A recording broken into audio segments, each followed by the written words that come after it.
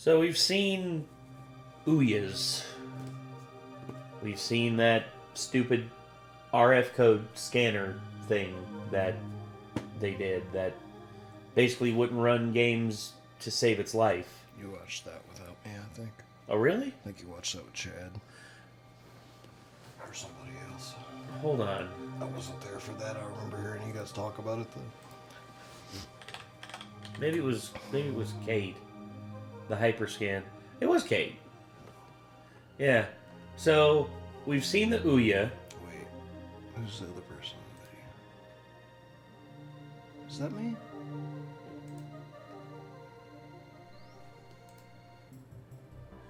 Yes, it is. What the hell? I have no memory of that whatsoever. Was I drunk? Maybe. You might have been. Needless to say, we've seen some real stinker consoles, and apparently, according to Steven, we have yet to even hit the tip of the iceberg. So, Rerez did a video talking about the Google Stadia. Here's what I'll say about the Google Stadia. Why? Before streaming was even a thing. Full streamable games was a thing. Why? Here's what I'll say. Sometimes the first through the door always gets bloodied. For instance, the first consoles to use DVDs or CDs rather. Some came out before others, but yet none of them compared to the PlayStation 2, and all the ones that came before. And then CDs basically became the standard, which in a lot of ways we still use to this day, although we use Blu-ray discs and, just higher end discs nowadays. But cloud gaming is seen by many as the future of gaming. Here's what I have to say to that. Not yet. I can definitely see cloud gaming becoming a thing if they can get the internet connectivity problems worked out. Maybe in some way they can take care of that, but here's the problem with it. Unless you are hardwired in, there's always going to be things that can interfere. Always. Because, heck, we have pretty good Wi-Fi here at this place. And how many times has our stream dropped out for no reason? What? Exactly. Shit happens.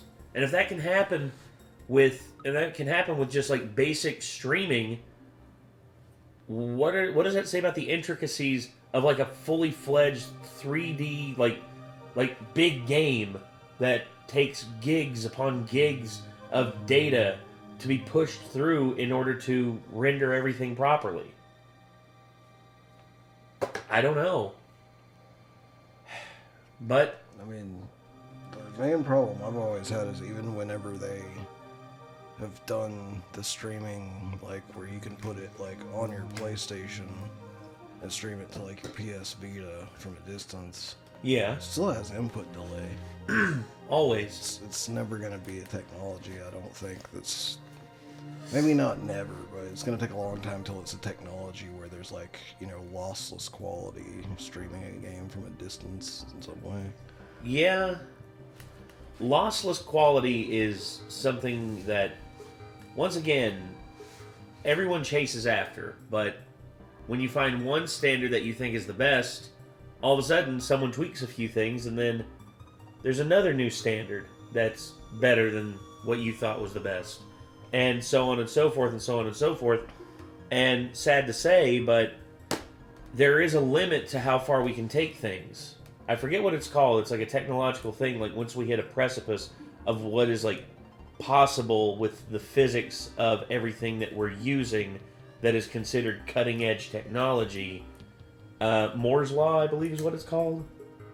Let me look at that. Moore's law. Okay, Moore's law is the observation of a number of transistors. Yeah, basically, it basically is like seen as like once you hit a certain point of like technological breakthroughs, you can only go so far with the current paradigm that's at the top of the game. And there has to be something new that comes out that supplants it and makes it better. I mean, that's literally how it works. But Stadia tried to do something too early, and they wound up. Well, here's the thing: it's not like Google's hurting.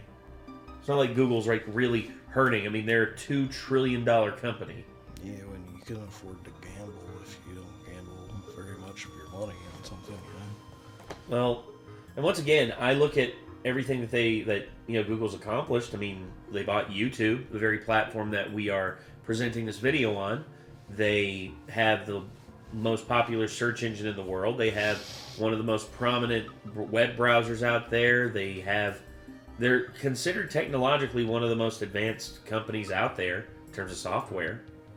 And I would say, if I were them, I would have looked to do something and pulled resources with Microsoft.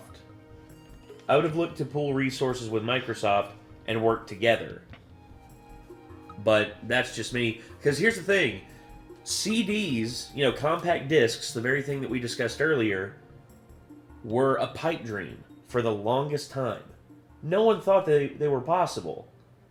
Until Sony and Philips worked together, presented each other with each other's technological breakthroughs that they made, and discovered, hey, you discovered the solution to the problem that we were having over here. And then Sony was like, oh, you discovered the solution to the problem that we were having here. Hey, let's work together and let's co-develop this new technology together. Boom. Then you had compact discs, and everything was, and physical media was changed forever. And that could have happened here if Google and Microsoft could have pulled their resources, and with the Xbox cloud streaming and the Google Stadia streaming possibilities, both of them working together, who knows what could have happened? But we'll never know.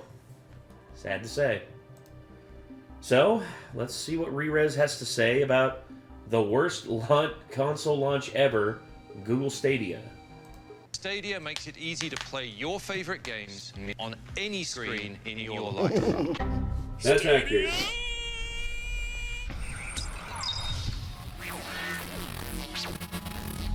I've been around the block more than once, and I've personally witnessed the rise of titans. Consoles that started from nothing and rose to fame and legend. But I've also seen the failures. It all begins on launch day, a console's birth into the world. That is its introduction to gamers, but it also is the most important day in a console's life. Companies plan this one single day for months, even years. So many moving pieces have to fall into place just so for the launch to go successfully. If they pull it off, it could mean years of profit and fame. But what if the pieces don't fall into place? Wait, why is the oh, for God's Well, sake. folks, as far as I can see, we just witnessed what I would consider I to be the... I put the grid up on the screen by accident. Whoops. Don't worry. Yeah, I know. Haha. I'll fix it in post, although I don't think I'll be able to get rid of the grid. Sorry about that. worst video game platform launch of all time. And today, my That's saying friends, something. we're going to be exploring that very launch. Gather around the campfire, folks. It's time to talk about Stadia. the Google Stadia. A word of warning. Some of you might not think it's fair to compare Stadia against traditional video game console boxes. Unfortunately, though, the folks at Google do not agree with you. In fact, they even encourage it. Stadia is not constrained by the limitation of traditional console systems. I call bullshit. Instead of a console or a Said it's PC, constrained you're by the using limits Google's of things data that are worse. Exactly. center as the platform. 10.7 teraflops is more powerful than the top two consoles. Teraflops is a made-up fucking term. Exactly. It's literally... Doesn't mean anything. It's like blast processing. Everyone wanted to hype up Sega because they had blast processing, which could make it to where temporarily the graphics could look better on a CRT TV. Here's the problem with that. It was only able to achieve blast processing for like a couple of seconds. That was it. But that was their big marketing gimmick. Blast processing. It's like, so what? Of the previous generation combined. So, we've got to hold them to the standards that were set by current industry icons like Nintendo, Sony, and Microsoft. What did they announce? Wherever you are, Stadia lets you play the latest games. The idea of a box sat beside your TV was gone. Now you'd be streaming through the power of the internet. Games would be streamed directly to you through a video signal at 4K 60 frames per second, while a big powerful Stadia computer somewhere far away did all the hard work. At launch later this year, you'll be able to play Stadia games on your TV, desktop, laptop, tablet, and on Pixel. It also just smartphones. doesn't sound Are like you a getting this? sustainable model. Like they're Not essentially really. saying, like, we'll build the gaming PC and we'll run the game for you on our gaming PC, and then you can just stream it to the device. Well, And it's here's- like, but that sounds expensive as hell behind the scenes. Well, yeah. Well, here's the thing. Their supercomputers are capable of doing that, in their server centers and all that. But here's the difference. The hardware is not what they're interested in selling you, because all the hardware is just a controller.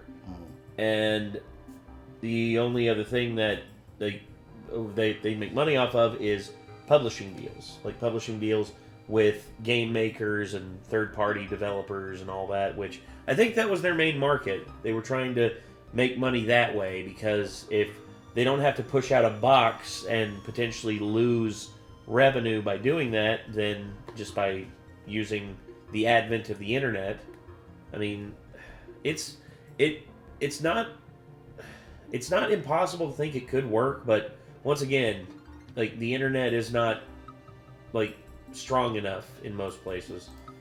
Folks, no expensive console was necessary. All you needed was a capable device like a phone, laptop, tablet, or whatever you had with a screen that could get this to work, and you'd be playing games faster than ever before. Wherever you are, Stadia lets you play the latest games. But then we got to see the controller. Controllers can be different and exciting. The form factor alone wait. can define. Go back. What?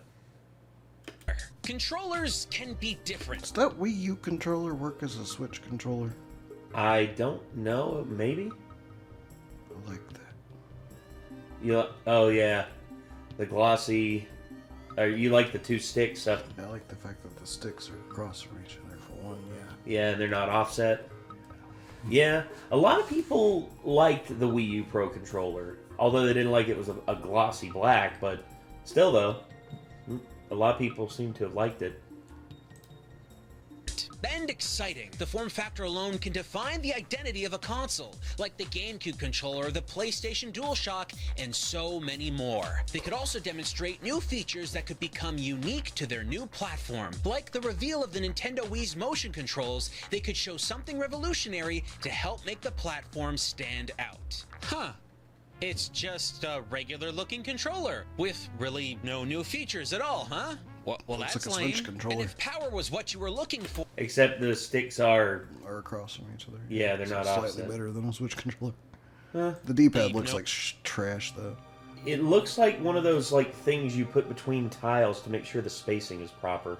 I have a lot of little, like, quirks about what I like about controllers. I fucking hate connected D-pads. I think they're terrible. Yeah, so hold on, real quick. Switch controller. Connected D-pad, offset analog sticks. Also stupid button names that I can't ever remember. PlayStation 5 PlayStation controller. controller. Split up D-pad. Analog sticks directly across from each other. Buttons make sense in my head. Ah, Everything of it. This is a perfect controller. The DualSense 5 is fucking amazing. let's see. Also, you accidentally turn on the PlayStation when you handed it to me. Whoops, didn't mean to do that. Ah, here we are. The 360 controller. Yep. Connected D-pad. Sticks are offset from each other. Also, these wore off completely. Good God. Yeah, that was mine. I basically like tore it apart. Only thing I playing like so about much. this is the button layout. Yeah. I like these buttons. How's about this? I know that you're Bumper's gonna. so nice. The trigger's still bad. Like Like, the rest of it's like, meh. I know you're gonna shit on this because of the D-pad. Yeah, connected D-pads. Sticks don't have any recess, so your fingers will slide off. Yeah. Shoulder buttons feel terrible and squishy. Shoulder buttons aren't the best. The only good thing about it is the regular buttons. Fair enough. Here you go. PlayStation 2 controller. This is probably the second best controller ever made, except for you have no fucking things left on this where they're supposed to be. But yeah, PlayStation 2 controller is great. Actually, PlayStation 3 controller is probably the second best. This is the third best because it still has a wire. Fair enough. The Wavebird. Yeah, what the fuck is this? It's like only one bumper, like, yeah. I like the triggers on these. The button layout's strange. The connected fucking D-pad. Like, people are like, this is one of the greatest controllers ever made. I still think it's goofy. Purpose built for the GameCube. Yes, this is a great controller. But it has its short sides. For instance, all the controllers are functional. It's just a preference. I think the DualSense 5 is the best controller, hands down. I think this is the main thing with it. They wanted the A button to be the primary button, and then you could basically like have easy access to everything else. Start button, start and pause, that's the only thing. I do find this one weird, though. You know, the only lone shoulder button up here. That was a bit weird to me, considering that the PlayStation 1 had 2 shoulder buttons on each side. They had 4 altogether, and this has 3, which is just weird. I'm like, what's wrong with like having another Z right here? Like, you could have like, you have the 2 triggers. They basically LR, just tried to take the same layout as the N64 controller and make it into a more regular looking controller. I guess. Which, speaking of the homunculus claw of a freaking controller, the N64 controller, which I have fond memories of, but this thing. Overall, that's one of the least functional controllers ever. It's not fun. It is not fun. The fact that you have to like either play it like with the D-pad or with the analog stick, you can't switch back and forth, is terrible. Yeah, this right here. And if you're playing it with the D-pad, you're out the Z trigger, so it's bad. It's not a good setup. No, it isn't. There's great games on the N64, but the controller sucks. I agreed. Yeah, the DualShock 4 is not bad at all. Like, it's just, I think that I dislike the smooth, like, kind of round, like, handles on it is the only thing that I don't really like about it. It feels a little small, you know? You know the worst controller I've ever experienced What is? the fuck is that thing? This is the Hyperkin Retron 5 handheld controller. It's wireless. It uses Bluetooth. But listen to the analog stick. It is god-awful, dude. Oh, God, no. I know. Not only does the analog stick make that sound, it barely moves in any direction. Like, you don't have a full range of movement with this thing. No, you don't. Shoulder buttons are god-awful. The buttons feel terrible. Yeah. Yeah, those shoulder buttons are trash. You have to, like, do this with, like, this part of your finger right here to even touch these. Yeah, it's stupid. I don't get it. Why? I think we've gone on about controllers for long enough, though. yeah, I know. At least the Stadia controller doesn't look bad at all to me. Stadia controller doesn't look terrible. It's just...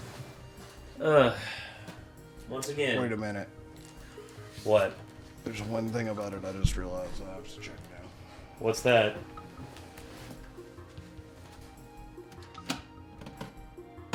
Which one are you looking? Switch controller go. Over there. Yeah, fuck you.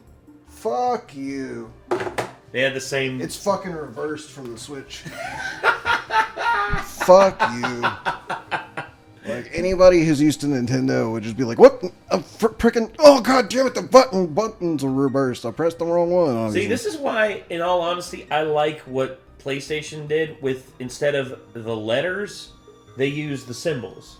Triangle, square, X, circle. Those are copyrighted by PlayStation, so other controllers can't do that. No, I know, and I think that's kind of bullshit, but at the same time, hey, they thought of it. And plus, it was King Kutaragi who like spearheaded that. He said, square represents a map, triangle represents viewpoint, X represents no. Okay, O now that I think represents about yes. it though, actually, this is what the Xbox controllers laid out like. But the fact that they're not colored makes me feel like Switch. So like somewhere in there, I'm gonna get confused. Fair enough. Like, the fact that they're laid out like an Xbox controller, but they're not colored like an Xbox controller, so I'm going to be thinking Switch, and then I'm going to hit the wrong one. Oh, God. But other than that, like, I do kind of like their controller layout. Oh, yeah. Is it all, huh? Well, that's lame. And if power was what you were looking for, they showed off the specs, proclaiming it to be faster than all current consoles. Which, I'd hope your brand new platform is actually faster than a quarter-decade-old box sitting under my TV right now. Not much of a surprise there, but how does it actually play? Well, you see this dude right here? How can you measure power on something that's not showing even how a physical device? Like, either it's like, aren't you gonna like upgrade that over time or anything? Like, I don't know. No, but the answer is no, because it flopped and got shut down. So Yeah. Switch between displays. How well did it work? Well, the screens turned on, that much we could guarantee, but if you looked at his hands really closely while he was playing, you could tell that the inputs were being heavily delayed in certain instances. Boy, you'd really think they'd want to hide that, and I think they sort of did. We didn't see any long gameplay on stage, and everything was just pretty much very short, leading me to believe that maybe this system wasn't working as well as they hoped. Regardless though, the promise and vision they're trying to convey to you is that you'll be able to play Stadia on anything, anywhere you want. Wherever you are, Stadia lets you play the latest games. It would be fast, it would work, and there would be no headaches. We would hope. People, including myself, walked away from that whole GDC announcement incorrectly believing that Stadia would be a platform like Netflix. Pay a set amount of money per month and have access to a whole bunch of content. And it would make sense too, because their service looked like the next step from something like PlayStation Now, a game streaming service on PlayStation 4. Pay one monthly fee and stream any game from the curated library. That selection combined with Stadia's implied power and flexibility seemed like it would be a pretty good deal. Well, that's not how it played out! After a long bout No of shit. silence, Google would dump a bunch of information about Stadia, including that in order to play Stadia on day one, you'd need what they called the Founders Edition. For 129 big ones, you would get a limited edition Stadia I just controller. noticed something else about the controller too, by the way. What's that? You remember the complaint about was it the Ouya controller that they had that button like right in between the analog sticks? It's like the home button. I think so, Meaning yeah. like you push your analog over, you hit the home button. By Yes. accident. They have the same thing on those. Yes. Stupid. Chromecast Ultra, which you need to play on a TV, and a 3-month subscription to Stadia Pro. So that means this Play Anywhere on Anything service at launch actually has a cost to it that requires you to have purchased physical hardware. So that makes this cloud-based, non-hardware reliant service actually a hardware-based console release. Imagine that. Wherever you are, Stadia lets you play the latest games. But back to what you get in that bundle, what is Stadia Pro? You might think it's a monthly price to get a whole library of games to play, right?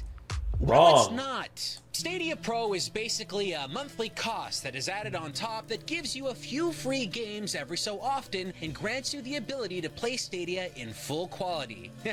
That's right, folks. Stadia can only be experienced at the promised 4K at 60 frames per second when you pay an additional fee up front each month.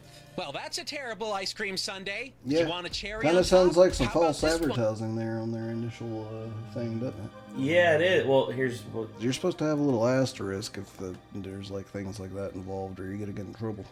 here's the thing. Google loves nickel and diming people. You know how it is.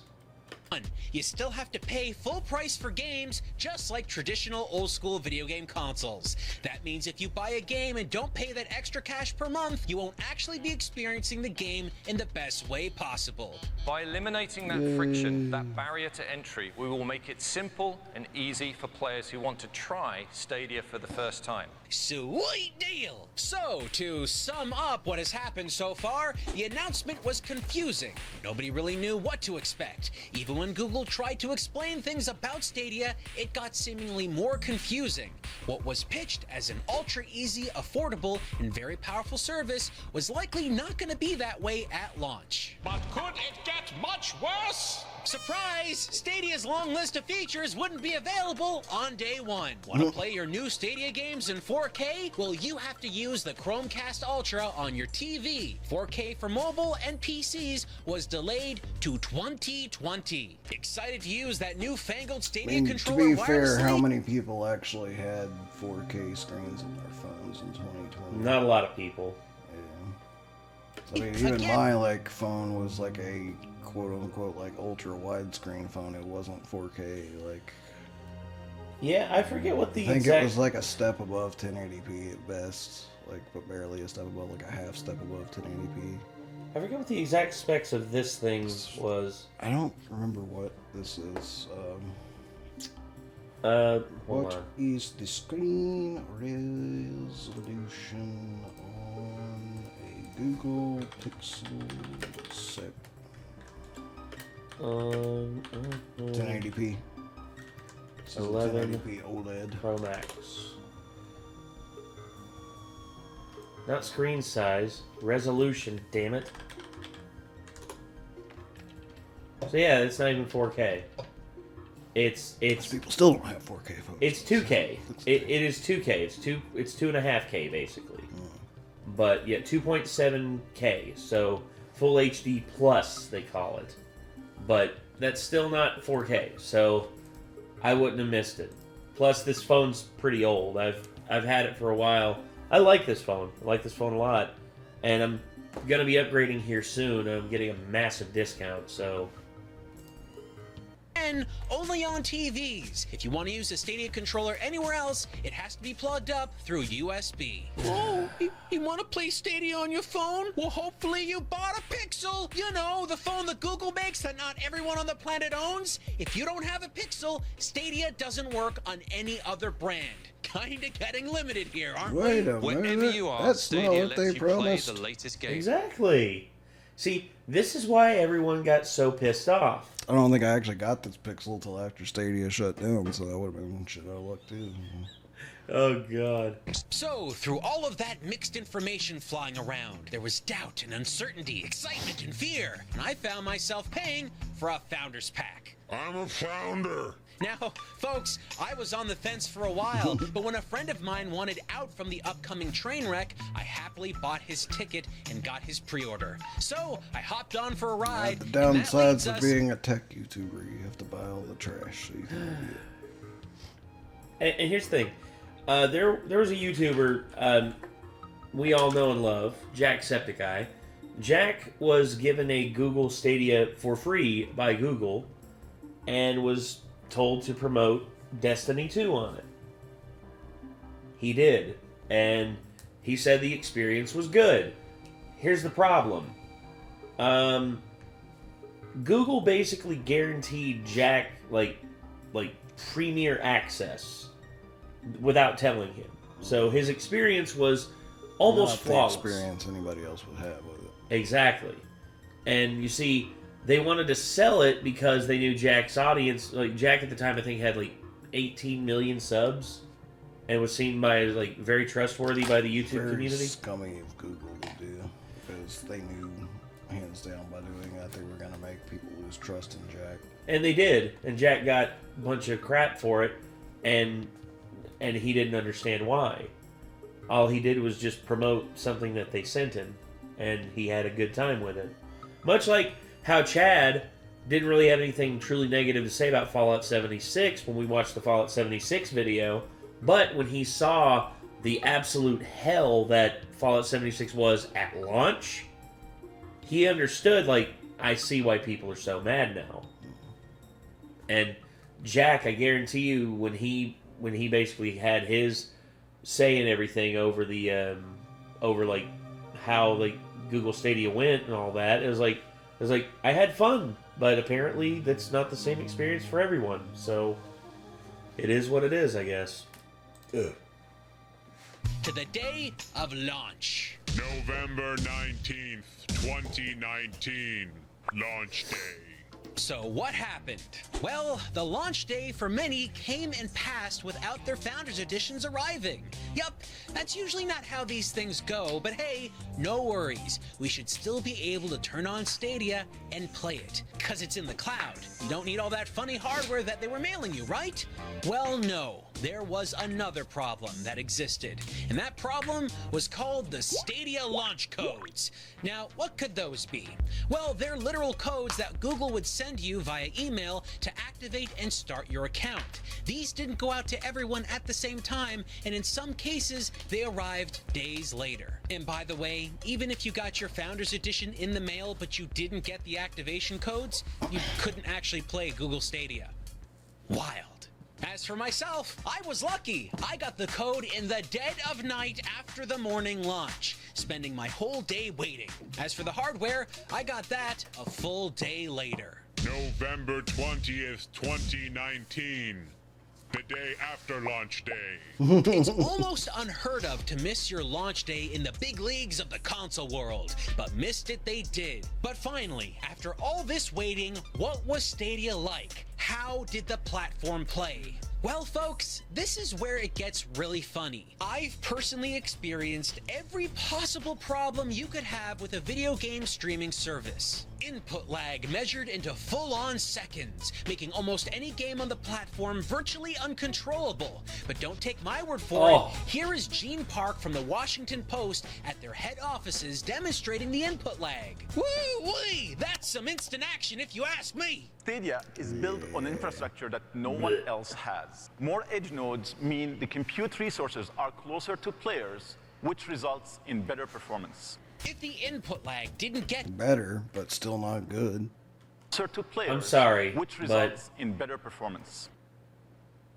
this guy looks like a dick with ears. I'm sorry. Also, as soon as he finished his better performance statement, what happened? He blinked. He broke eye contact with me. Exactly, which means he was lying.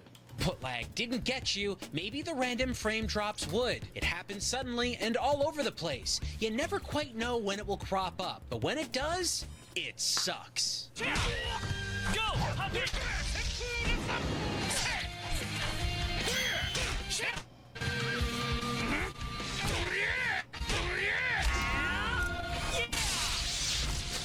Keep this in mind. What game was that, though? That looks cool. I don't know. What game is that, everybody? Nick's interested.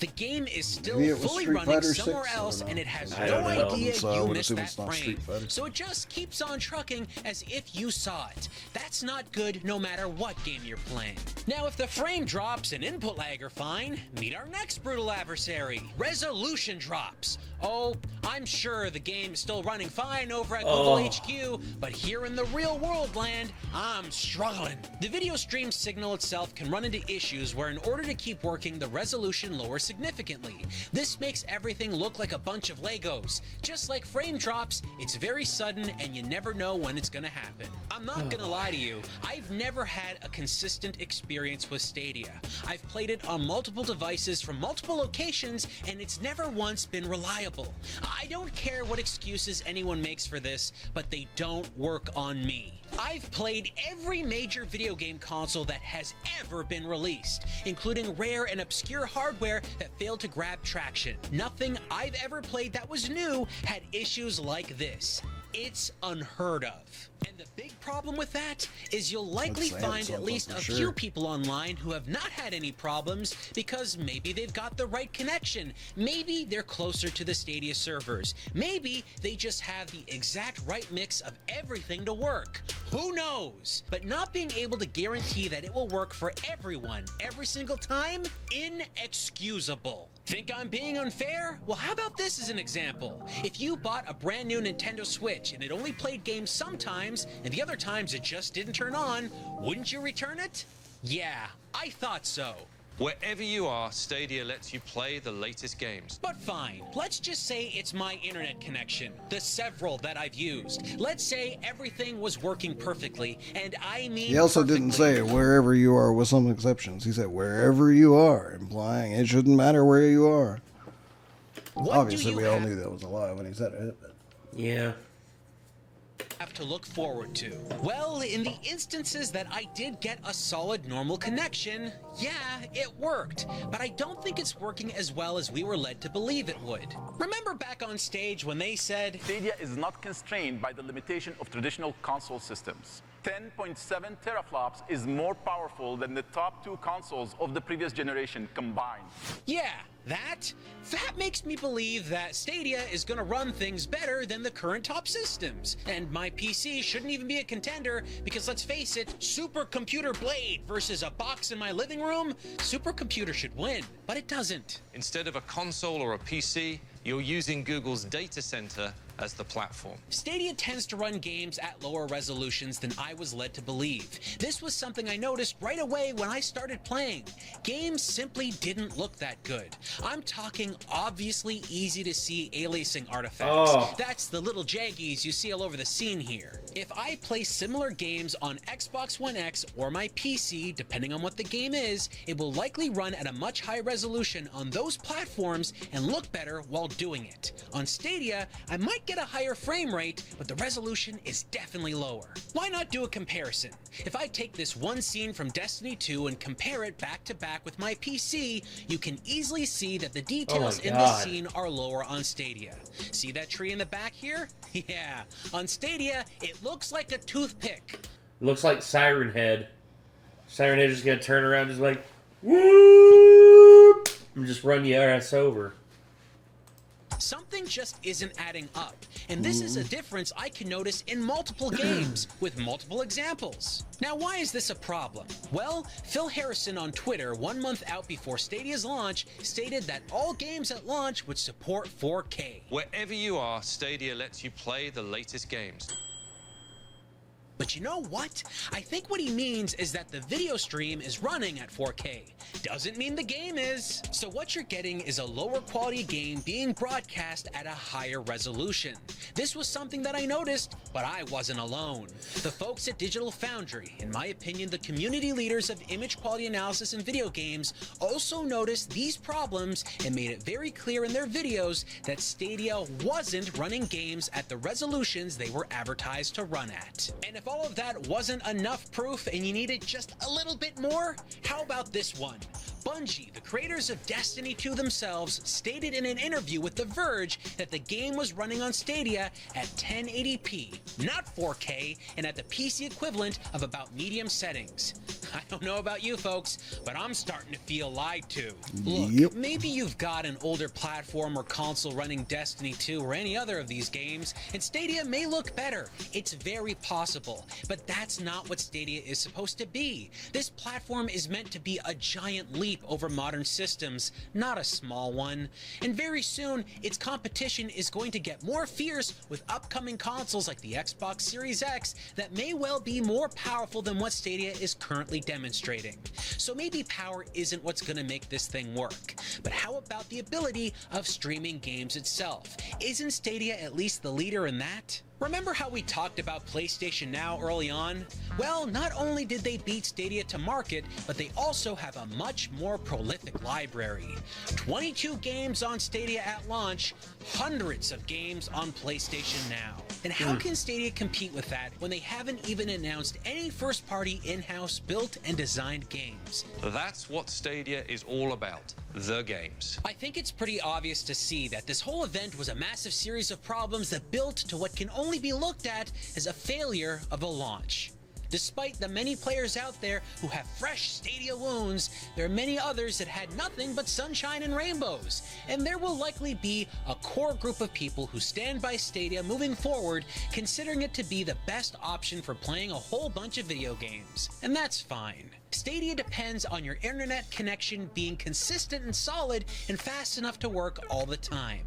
There are only a privileged few who can claim such stability, and even with all the internet connections I have access to, that's still not a reality for me. If you think of Stadia like a light switch, and when you turn it on, it didn't always turn on the lights, you wouldn't trust it, right? And I think that's what Stadia is. A light switch you can't trust. I can't give you an answer for the long-term success of Stadia. Will Stadia blaze a brave new trail into the gaming history books, or will it go the way of OnLive's cloud gaming service? What's on live, you ask? Yeah. Exactly my point. But whatever the result, whatever the future holds, whatever might happen, whenever I think of Stadia, I'll always think of one thing.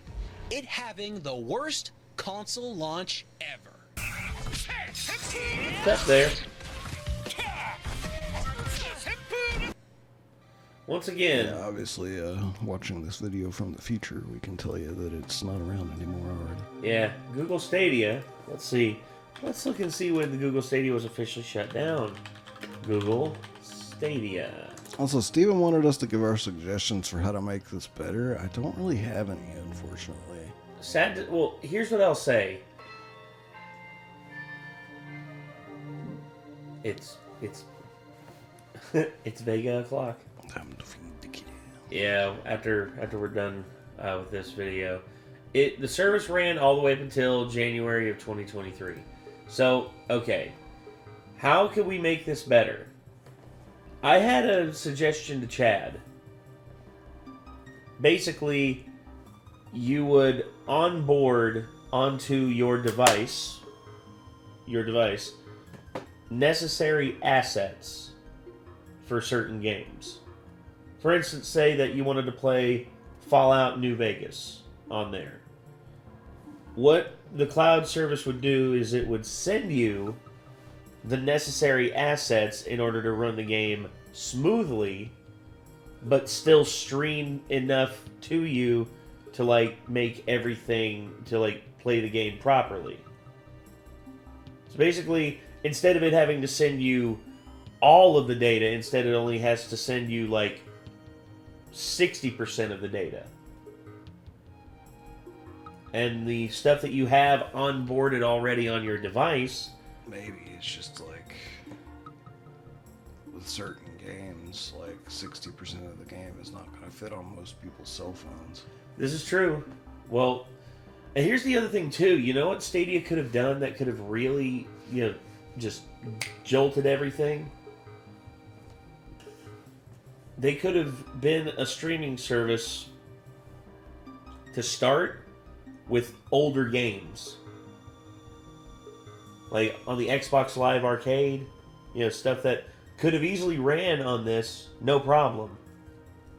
I would have started with that. I would have started with basically starting that as a service, just being like, hey, pay us $10 a month, you get access to all these games. Like, instead of doing it as a 4K, trying to be like, play the latest games, market it as like a retro streaming box. And then... And also it would be good for game preservation because they could try their best to get like licenses to games that aren't like retailed anymore that people have trouble finding and such. Yeah, they could get licensing to games from like the PlayStation 2 era. Or for, I know it's hard because Nintendo plays hardball with everybody they try to do business with, but there are definitely games that you could do and you could play on there. Like for instance, Halo, the Halo games. You could definitely play on there, no problem. Halo 1 through 3 and Reach. Dude, that would have been... I think that's where they should have started. And then if they wanted to, they could branch out. And whenever they get their connection issues worked out a bit more, then they could like expand out and just be like, hey, play the most like brand new games right here, right now, whenever you want.